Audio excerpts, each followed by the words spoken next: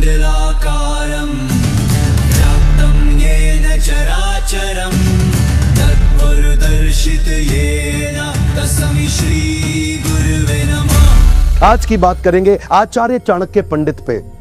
इनको कौटिल्य और विष्णुगुप्त के नाम से जाना जाता था। पिता का नाम चाणक्य, इसीलिए इनका नाम पड़ा चाणक्य। बुद्धि के भगवान, इनकी कूटनीतियों पर चल के कई साम्राज्य स्थापित हुए। एक बार चाणक्य बाहर बगीचे में खेल रहे थे। पीछे से इनके घर में एक एस्ट्रोलॉजर ज्योतिषी आया, जो उनकी मां से जब मिला तो उन्होंने चाणक्य की पत्री देख के बोला कि ये तो आगे चल के इसके जीवन में राजयोग लिखा है, ये आगे चल के देश का बड़ा प्रधानमंत्री भी बन सकता है। मां सोचने लगी, अगर ये प्रधानमंत्री बन गया तो ये तो मुझको भूल जाएगा। तो उन्होंने कहा, क्या ये बात सच है? बोला, इसकी पुष्टि करनी हो तो चाणक्य के दांत को देखना, सामने वाले दांत पे उसके नागराज का चिन्ह होगा। और वो पुष्टि करने के लिए जब मां ने बुलाया तो देखा कि चाणक्य के दांत पे वो चिन्ह था। तो मां रोने लगी, बोली, तू आगे चल के राजयोग के चलते प्रधानमंत्री बनेगा, मुझको भूल जाएगा। इतना सुनते ही चाणक्य ने पत्थर उठाया और अपना दांत तोड़ दिया और क्या बोला, मां, तेरे प्रेम के चलते मैं ऐसे हजारों राजपाट तुरंत खत्म कर दूंगा। इससे पता चलता है चाणक्य को कभी सत्ता का लोभ नहीं था। आगे चल के देशभक्त चाणक्य तक्षशिला के प्रधानाचार्य बने, प्रधानाध्यापक बने। उन्हीं दिनों सिकंदर पूरी दुनिया को जीतते हुए भारत की तरफ बढ़ रहा था।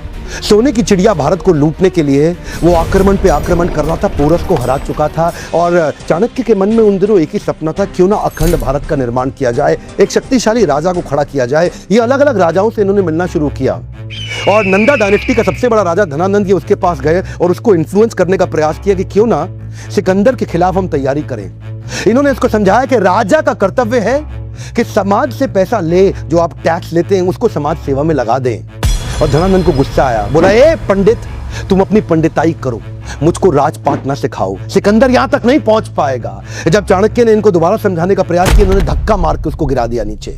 और जब चाणक्य नीचे गिरे तो उनकी शिखा खुल गई और बोले, तेरी यही शिखा काट देंगे। उस बात पे चाणक्य को बहुत बुरा लगा।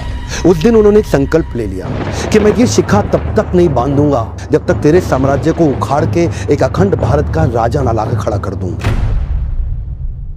बहरहाल अब चाणक्य को लगने लगा कि अब समय आ गया कि मुझे ही किसी को कल्टीवेट और बिल्ड करना पड़ेगा। चाणक्य की डिटर्मिनेशन आपको इस बात से समझ में आएगी कि उन्होंने एक यंग लड़के के प्रति अपना जीवन समर्पित कर दिया, जिसका नाम था चंदू।